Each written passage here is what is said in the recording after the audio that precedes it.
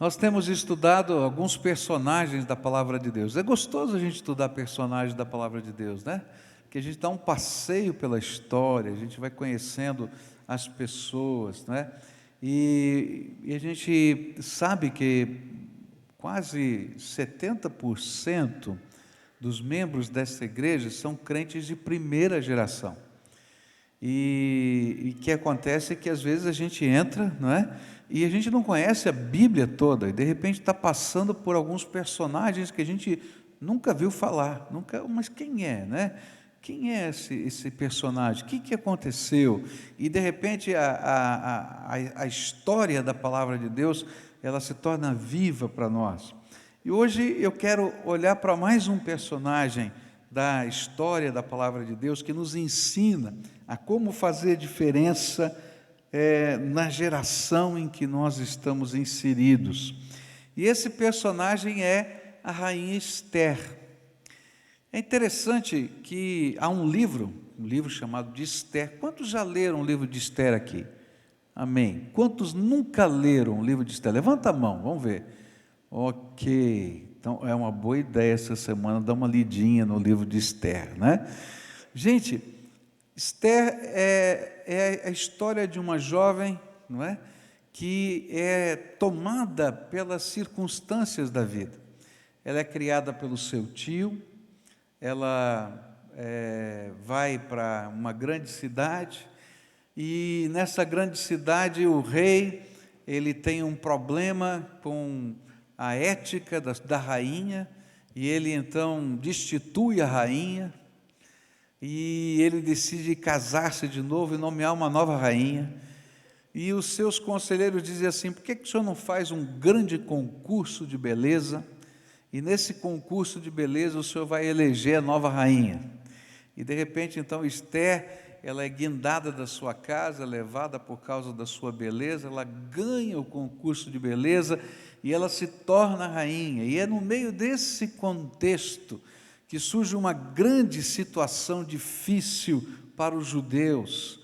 E nessa situação há um movimento político para que seja exterminada a raça judaica da terra.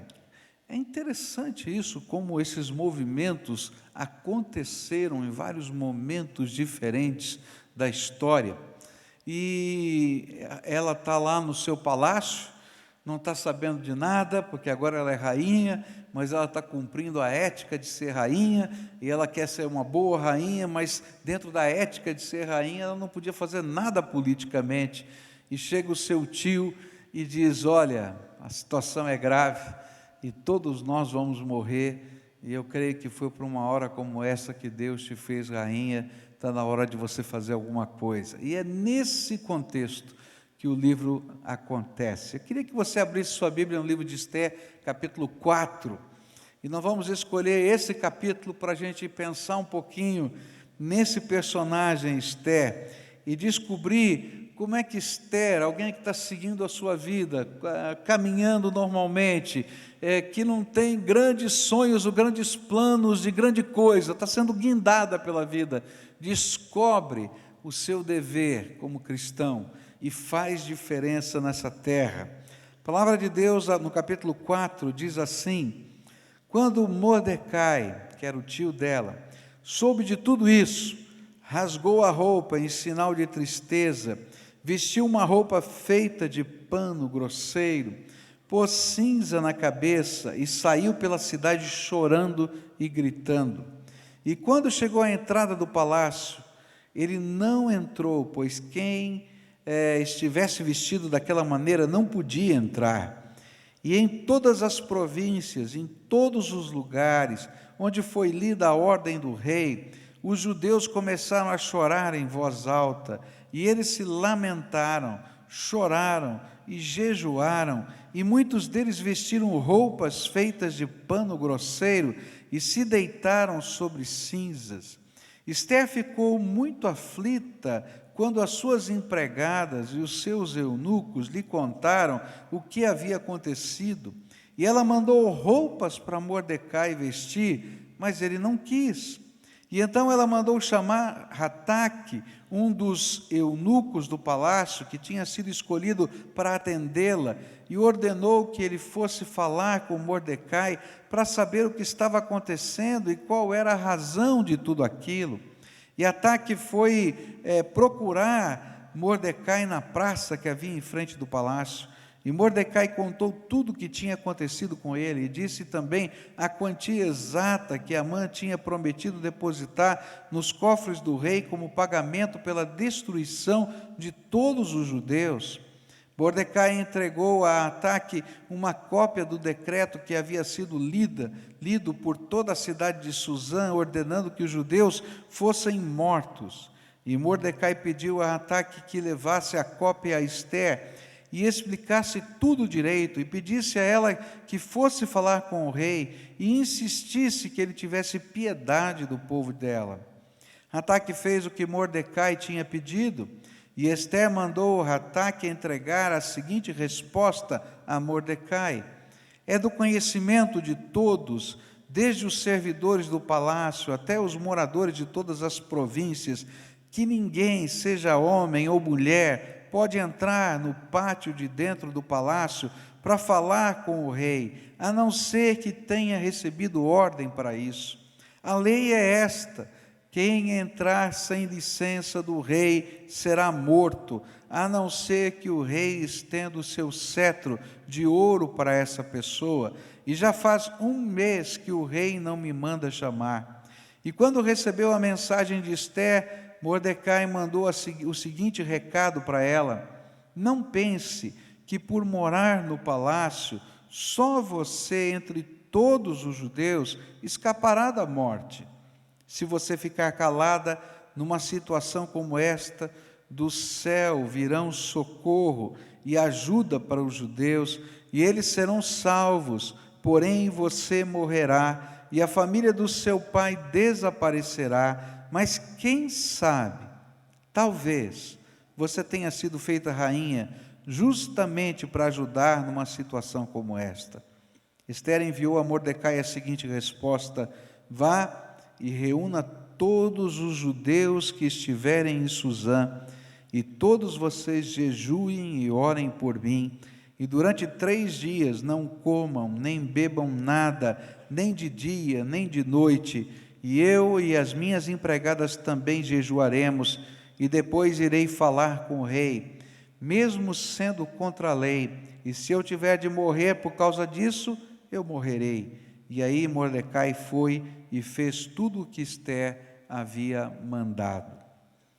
Querido Senhor, dá-nos a unção da Tua graça, que o Teu Espírito se movimente aqui entre nós, e que a Tua palavra seja aplicada pelo Senhor aos nossos corações. Cada um está aqui, Senhor, cada um vem com uma história, cada um é apanhado pela vida em circunstâncias diferentes. Revela-nos a Tua vontade, revela-nos, Senhor, o Teu poder, a Tua força, dá-nos a Tua direção, é aquilo que oramos em nome de Jesus. Amém e amém. É interessante como a vida vai passando por nós. Tem gente que consegue fazer planos detalhados para a vida, não é? Não, eu vou fazer assim, daqui tantos anos eu vou fazer assado, acontece assim, acontece daquele jeito, mas a maioria de nós, na verdade, é colhida pela vida. A gente tem alguns planos, a gente tem algumas ideias, a gente tem alguns alvos, não tão detalhados assim, e a gente vai vivendo, não é assim, não é verdade? E de repente a gente vai caminhando pela vida e a vida vai nos empurrando nas direções diferentes. Assim aconteceu com Ester. Ester foi parar no palácio, mas ela não tinha nenhuma intenção política. Ester foi parar no palácio depois de um concurso de beleza. Ester foi parar no palácio porque ela foi tirada da sua casa, porque alguém achou que ela era bonita e podia concorrer naquele concurso, ela não tinha opção de dizer sim ou não. E é nesse contexto das coisas que estão acontecendo na vida, que Deus separa e coloca nas Escrituras a vida de Esther, para que a gente possa entender que Deus tem um plano para a nossa vida, que Deus tem um propósito para a nossa vida, que Ele pode nos usar em todas as circunstâncias que a gente esteja colocado. E a pergunta que eu queria fazer para esse texto é: quando é que a gente descobre o plano de Deus para nós? Quando é que a gente descobre qual é o papel que Deus tem para a nossa vida? Como é que essas coisas se processam dentro de nós? E é interessante olhar para Esther, porque muitos de nós às vezes temos essa pergunta: Senhor, tudo bem, Tu tens um plano para mim, mas qual é esse plano? Como é que funciona? Como é que eu descubro os projetos de Deus? Como é que eu descubro como e onde o Senhor quer me usar? De que jeito o Senhor vai trabalhar? E quando eu olho para esse texto, eu encontro essa resposta. Quando eu olho para Esther, eu descubro que a primeira coisa que Deus usou para despertar Esther, para ela entender o propósito de Deus para a sua vida naquela geração, foi quando ela deixou de olhar só para si mesmo e começou a olhar ao seu redor. É interessante que o treinamento de Esther fez com que ela estivesse quase todo o tempo olhando somente para ela, no contexto da sua função de ser rainha. Olha que coisa interessante. Esther, capítulo 2, versículo 12, diz como é que funcionava o treinamento para ser rainha. Como é que ela era preparada para ser rainha? Olha só o que a Bíblia diz. Ora, quando chegava a vez de cada donzela vir ao rei Assuero, depois que fora feito a cada uma, segundo prescrito para as mulheres, por 12 meses, pois assim se cumpriam os dias de seus preparativos, a saber, 6 meses com óleo de mirra, 6 meses com especiarias e ungüentos em uso entre as mulheres. Olha, qual foi o treinamento dela para ser rainha? 6 meses você vai tomar óleo de mirra, vai passar no seu corpo, sua pele tem que ficar macia, tem que ficar cheirosa, você tem que ser linda, você tem que ser bonita, e mais 6 meses só de spa, fazendo massagem com as especiarias e os perfumes, e esse foi o treinamento dela para ser rainha. Qual era o papel dela? Ficar linda, arrumada, cheirosa, bonita. Ela não conseguia entender por que Mordecai estava chorando lá na porta, porque ela foi treinada para isso, só para olhar para ela mesma. O decreto do rei para a morte de todos os judeus do reino foi tramado por um grande líder político da época chamado Hamã. E a cidade inteira estava perplexa, porque o rei havia autorizado, em troca de um grande pagamento de Hamã para o tesouro da Pérsia, a morte e o genocídio de todos os judeus. Isso está lá no capítulo 3, verso 15. E aí, Esther, que estava no palácio, não sabia de nada. Por quê? Ela estava cumprindo o seu papel de rainha. O que a rainha fazia? Se embelezava. Ela não sabia de nada, nada.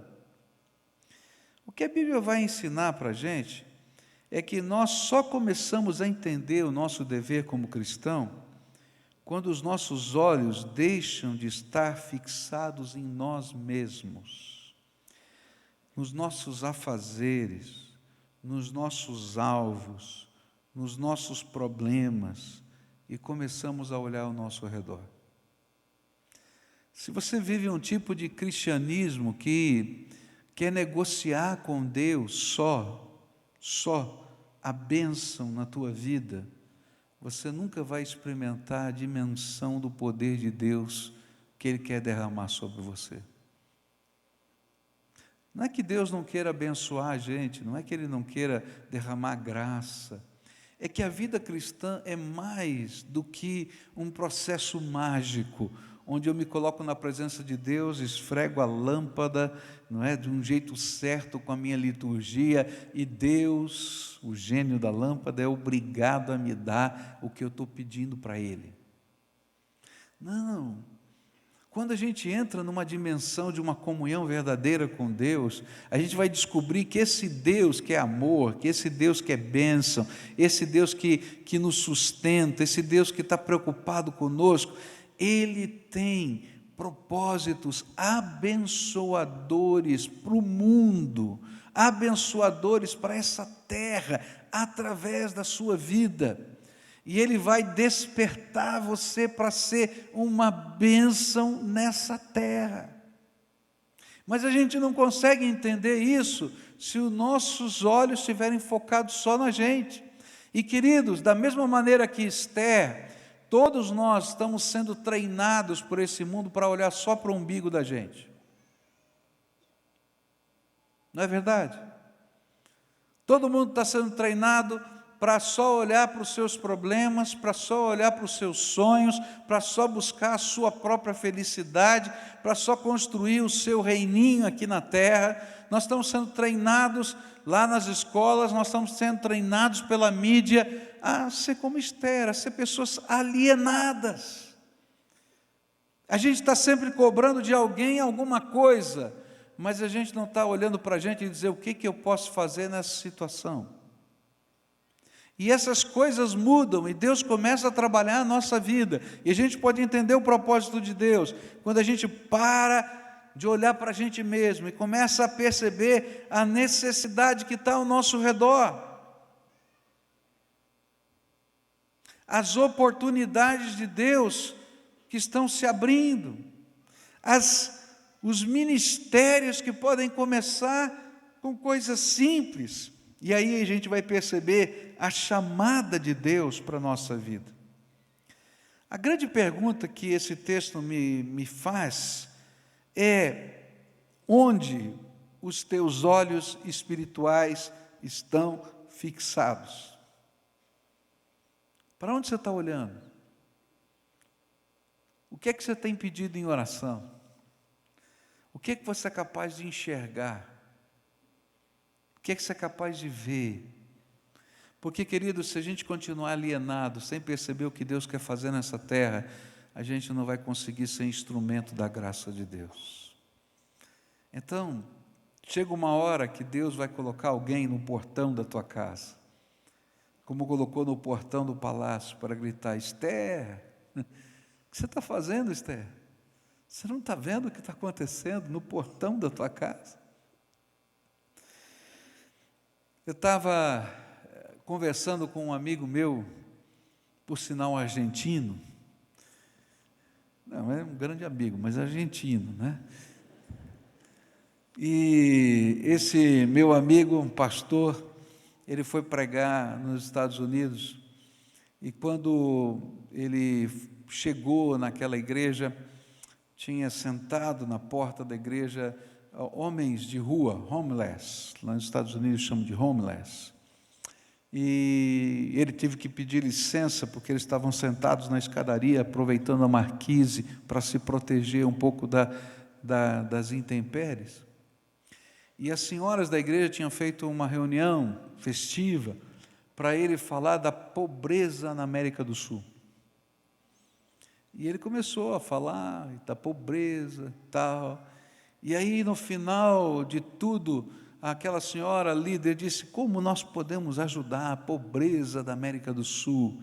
E aquele jeitão dele, bem argentino, ele disse assim: não precisa ir para a América do Sul não, começa na porta da sua igreja, está cheio de pobre.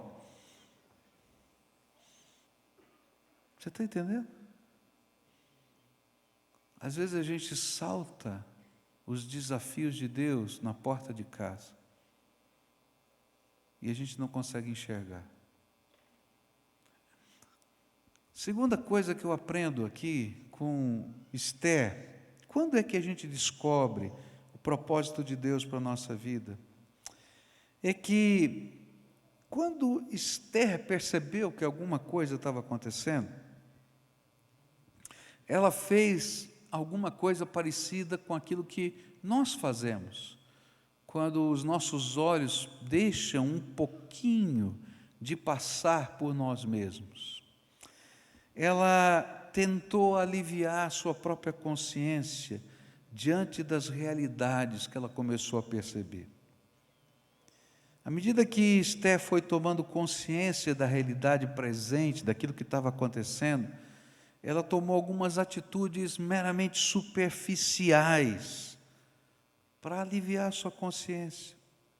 Está lá o seu tio, que foi quem a criou, era quase seu pai adotivo, na porta do palácio. E ele não podia entrar na porta do palácio, porque ele estava com roupa de luto, e roupa de luto não era aceita dentro do palácio. Como era a roupa de luto daquele tempo? Era uma tradição, era um jeito de ser. Quando você estava muito triste, quando você estava de luto, você vestia roupas feitas de pano grosseiro, de saco de estopa, e você rasgava aquelas roupas, ia todo esfarrapado, literalmente, e você pegava as cinzas do fogão de casa, e você pegava aquelas cinzas e jogava na cabeça, passava no rosto, porque quando você chora, quando você está coberto de cinza, as marcas das lágrimas ficam no seu rosto, e assim todo mundo podia ver: eu estou chorando, eu estou triste, tem uma desgraça que está acontecendo.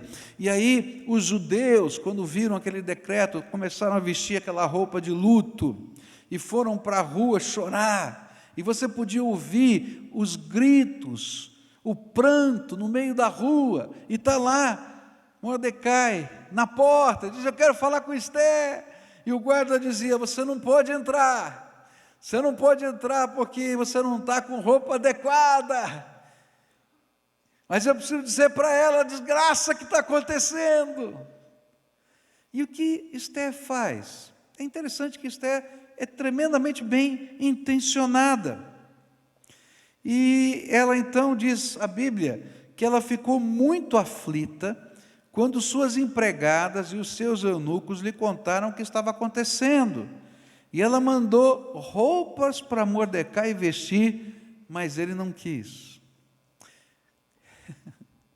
Você já pensou a hora que chegou a roupa de festa? E a sobrinha disse: titio, papai, sei lá como ela chamava, disse assim: o que está acontecendo? Toma aqui essa roupa linda e entra aqui na festa com a gente. Eu acho que ele ficou com raiva. Mulher, você não sabe de nada do que está acontecendo. Agora não é roupa de festa nada, é roupa de luto. Queridos, às vezes quando nós percebemos os desafios do reino de Deus na terra, nós fazemos como Esther, tentamos aliviar a nossa consciência espiritual e enviamos uma ajuda. E a gente pega lá uma esmola, literalmente uma esmola, e dá de oferta para a fome no mundo. Mas nós não nos envolvemos de cabeça, de corpo e alma no projeto de Deus. Nós não entendemos que é também nossa missão,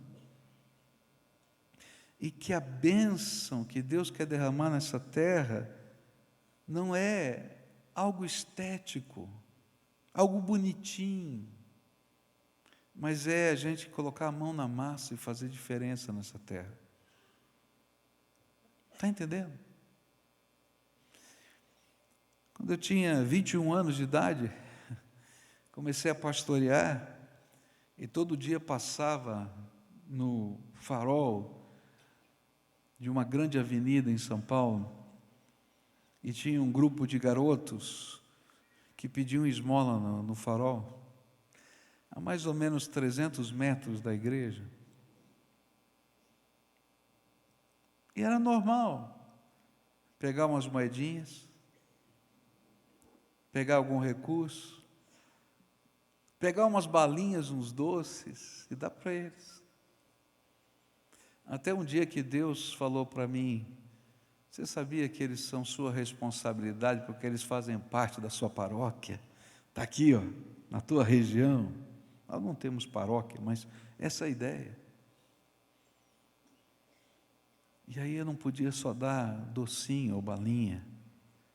Eu tinha que fazer alguma coisa maior.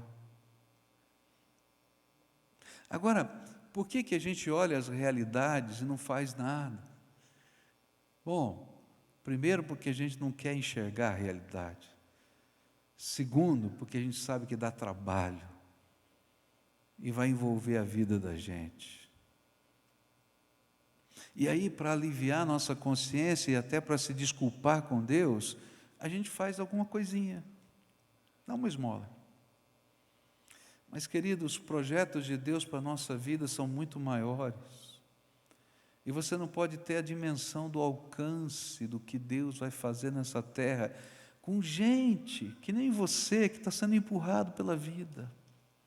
Esther é o exemplo disso.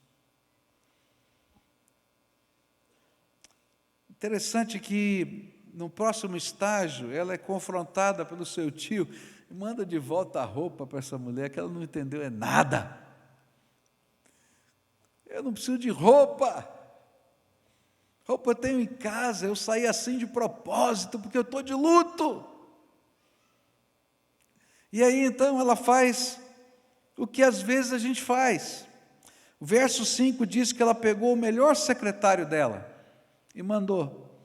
Ela mandou chamar Ataque, um dos eunucos do palácio, chefe de gabinete da rainha, e mandou para conversar com o seu pai adotivo, seu tio, qual era a melhor maneira de ajudá-la. E eu imagino que ela disse assim: puxa vida, eu estou tão ocupada hoje, esse tio, puxa vida, é complicado, hein? E ainda me cria problema, fica fazendo escândalo na porta do palácio. Que é isso? Chama o Ataque aqui, chama, Ataque, vai lá. Você tem que me ajudar. Você sabe como eu estou ocupado? Você sabe quanta coisa eu tenho que fazer como rainha? Afinal de contas, o meu horário agora com o esteticista vai bater. Depois tem o cabeleireiro, depois tem que fazer as unhas. Olha só, não dá. Ele não entende essa coisa. É complicado. Eu acho que ela pensou assim. Vai lá e vê o que você pode fazer pelo meu tio.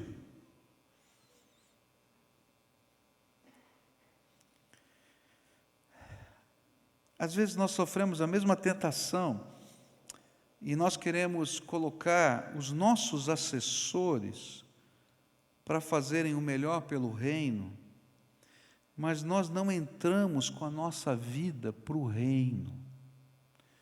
Querido, não dá para transferir o chamado de Deus para a tua empregada. Não dá para transferir o chamado de Deus para o teu escritório. Não dá para transferir o chamado de Deus para a empresa. Queridos, o chamado é teu. Ele é intransferível. Você vai ter que entender que Deus tem um plano para a sua vida. Ele quer usar você. Ele quer tirar você da sua zona de conforto. Ele quer tirar você do seu foco umbilical, de só estar olhando para o seu umbigo, para enxergar aquilo que a Bíblia ensina, que você é a mão de Jesus agindo nessa terra, que você é a boca do Senhor nesse mundo, que você tem os pés de Jesus para caminhar nessa vida. Enquanto a gente não entender isso, enquanto a gente quiser terceirizar a obra de Deus, enquanto eu quiser mandar só um missionário, não vai funcionar. Eu tenho um colega pastor de uma pequena cidade no interior do Paraná, uma cidade de 15 mil habitantes e que tem 1.500 membros na igreja. Só a igreja dele tem 10% dos habitantes da cidade.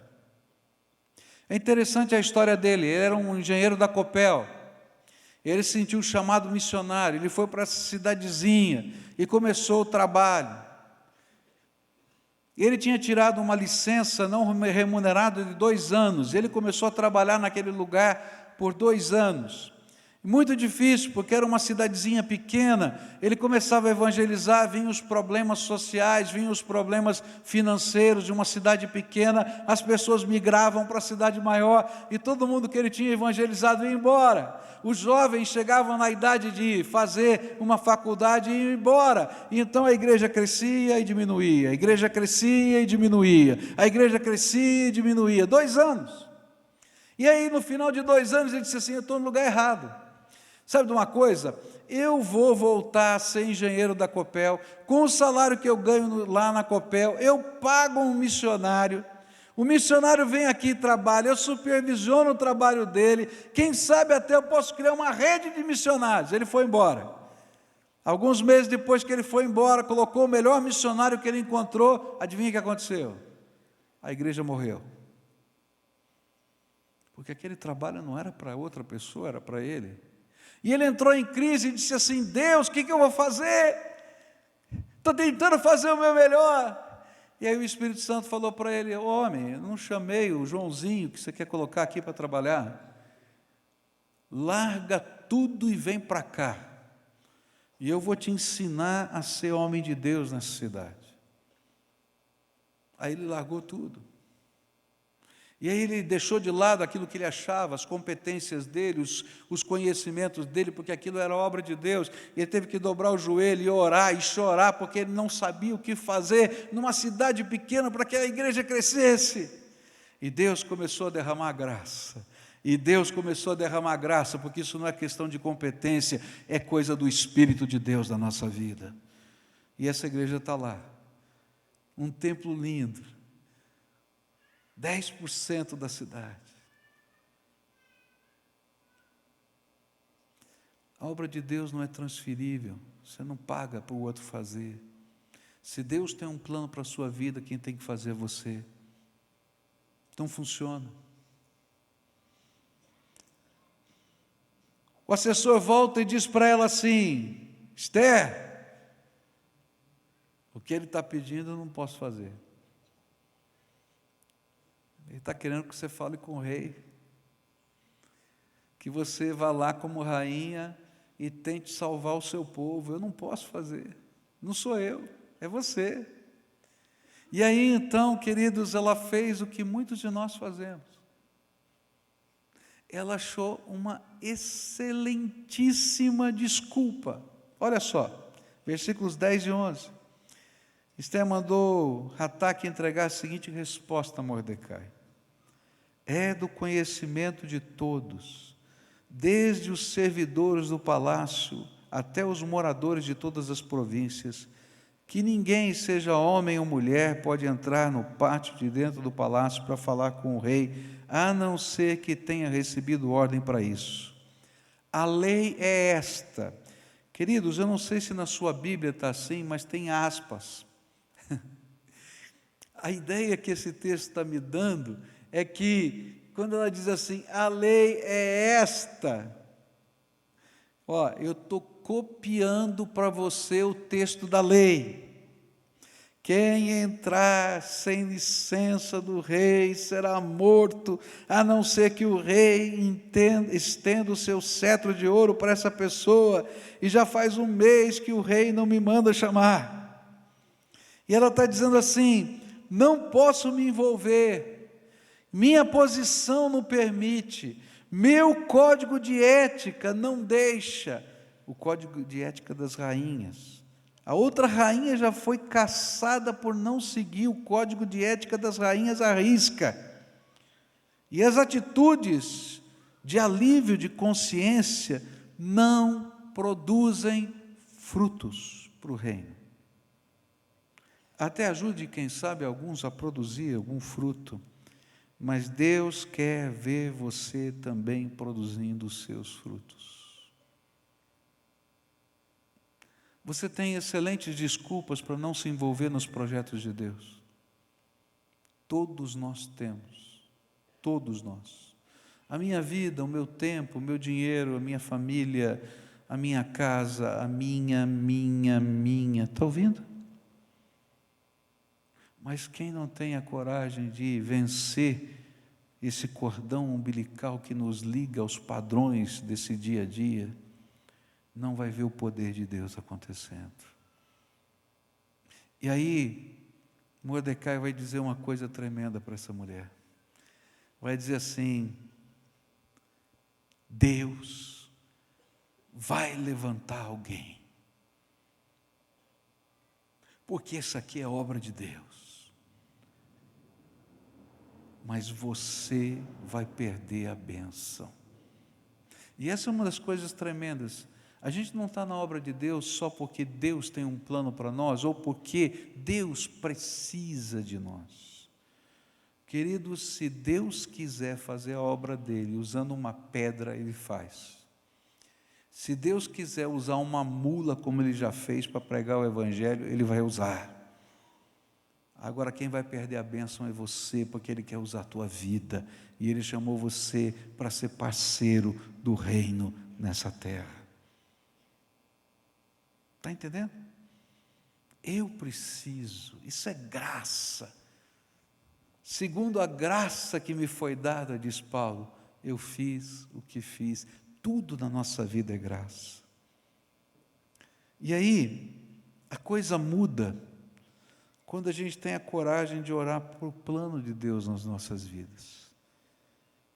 E aí, quando Mordecai vai dizer isso para ela, não pense que por morar no palácio, só você, entre todos os judeus, escapará da morte.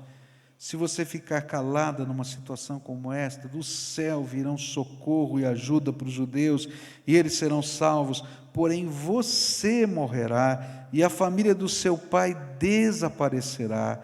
Mas quem sabe, talvez você tenha sido feita rainha justamente para ajudar numa situação como esta.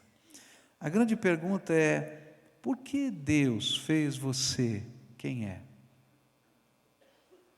Por que Deus fez você o profissional que você é? Por que Deus fez você estar nesse lugar hoje? Por que Deus fez você morar naquele bairro onde você mora? Por que Deus colocou você nesse contexto da vida? Você consegue enxergar quais são os propósitos, os projetos do reino que Ele quer designar exclusivamente para você?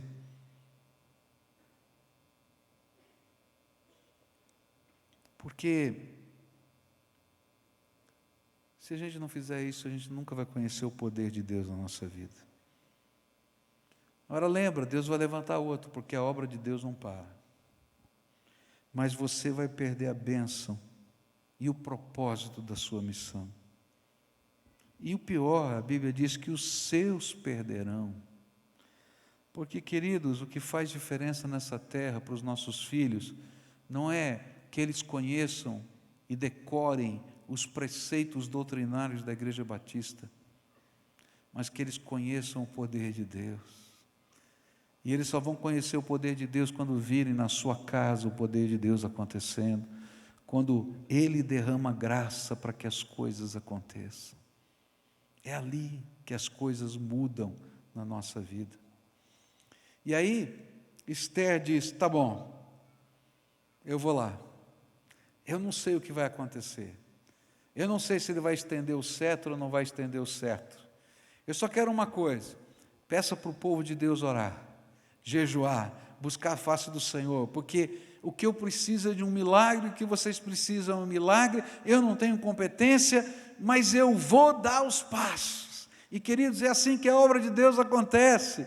Eu não tenho competência, você não tem competência, mas eu vou dar os passos. A gente vai buscar a face de Deus, e os milagres de Deus acontecem. Lembra daquele meu amigo? Daquela igreja no interior? Ele voltou, esqueceu que ele era engenheiro, esqueceu que ele ganhava bem, esqueceu que ele tinha feito uma faculdade teológica, esqueceu todas as teorias que ele tinha estudado. Ele começou a dobrar o joelho e dizer: Senhor, eu não sei fazer nada, eu não sei como é que uma igreja cresce, eu não sei como é que eu vou resolver o problema da sazonalidade das questões de uma igreja pequena, eu não entendo nada, mas eu preciso da tua misericórdia. Se o Senhor me mandou largar tudo, e ele largou tudo, pediu demissão, não era mais licença remunerada, agora era de vez, de cabeça. As coisas começaram a acontecer. E sabe que eles não veio de enxurrada, não, porque a obra de Deus não é assim, é tijolinho por tijolinho. Mas é tão gostoso. Ele me convidou para pregar na inauguração do novo templo, lá para as 1.500 pessoas. Ele me mostrou o velho templo, que é o departamento infantil. Ele me mostrou um trator com um trenzinho, sabe aqueles trenzinhos que o trator puxa, assim, turístico, que sai todo domingo de manhã pela cidade inteira, e as crianças da cidade andam naquele trenzinho, as ruas dos 2 templos são fechadas, e a escola dominical acontece para todas as crianças da cidade. Ele me mostrou o programa de rádio, ele me mostrou a obra de Deus. Está entendendo? Não do engenheiro, não do médico, não do escritório, a obra de Deus. Curva a tua fronte agora, para a gente orar. Há uma obra de Deus para ser feita por você, querido. Não é para o vizinho, é para você. Não é para o missionário em tal lugar, é para você. Eu não sei o que é. E eu não tenho a capacidade de dizer para você o que você tem que fazer. Eu só posso dizer: olha à tua volta e escuta a voz do Espírito no teu coração. E não escuta as desculpas. Você está velho, está aposentado, você é jovem demais, você não tem dinheiro, você não tem tempo, tua vida é muito corrida. Todo mundo tem desculpas. E as suas talvez sejam as melhores do mundo. A única coisa que Deus quer é que você diga assim: chega de desculpa, Deus. Usa a minha vida para a tua glória. Usa. Abre os meus olhos para que eu possa enxergar. Abre os meus olhos para que eu possa ver o que o Senhor quer fazer. Fala para Ele isso. Abre os meus olhos. Eu tenho medo, Pai. Eu tenho medo. Mas abre os meus olhos. Porque eu sei que para uma hora como esta, o Senhor me colocou nessa situação. Então usa a minha vida. Escuta, Senhor, a minha oração e a oração do teu povo. Como eu sou tentado e como os meus irmãos são tentados a fazer exatamente o que Esther fez.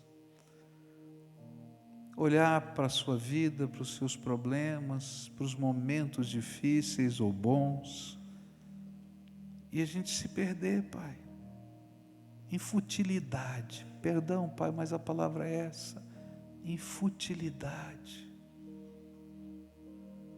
Oh, Pai, tira a futilidade do nosso coração, tira do meu, tira as formas de futilidade que cercam a nossa vida, para a gente possa entender a utilidade que o Senhor quer dar para nós mesmos no teu reino. Abre os nossos olhos, Senhor, abre os nossos olhos. Abre os nossos olhos, Senhor, deixa-nos ver, deixa-nos ver, deixa-nos ver, Senhor, a tua obra. E quero te pedir, Pai, que o mover do teu Espírito aconteça aqui entre nós, um mover santo, e que pessoas se levantem para fazer a tua obra, Senhor, de uma maneira simples, como pessoas que não sabem, que não podem, mas que creem no imponderável de Deus. E aí, Senhor, quando os sinais começam a chegar, o cetro de ouro que balança na nossa direção, as coisas e as portas que vão se abrindo, a gente olha só para cima, para dizer: Senhor, obrigado porque a obra é tua, eu sou mero coadjuvante, e o Senhor o protagonista principal. Toma, Senhor, as nossas vidas nas tuas mãos. É aquilo que eu oro em nome de Jesus. Amém e amém.